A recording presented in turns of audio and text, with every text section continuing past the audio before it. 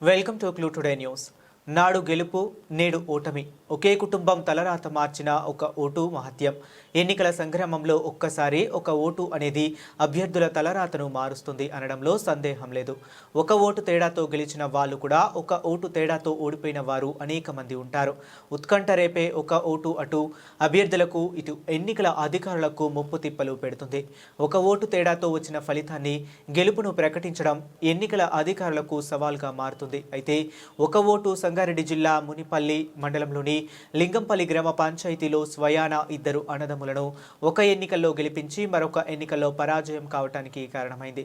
వివరాల్లోకి వెళితే గతంలో జరిగిన ఒక గ్రామ పంచాయతీ ఎన్నికల్లో మాజీ జెడ్పీటీసీ సభ్యులు మీరు ఇలాల్ రజియుద్దీన్ అసద్ పటేల్ అప్పట్లో ఒక ఓటు తేడాతో అప్పటి అభ్యర్థి హజీ పాషాపై విజయం సాధించాడు. అయితే ఇటీవల జరిగిన రెండవ విడత గ్రామ పంచాయతీ ఎన్నికల్లో అతని స్వయాన సోదరుడైన మసూద్ అదే ఒక ఓటు తేడాతో పరాజయం పాలయ్యారు.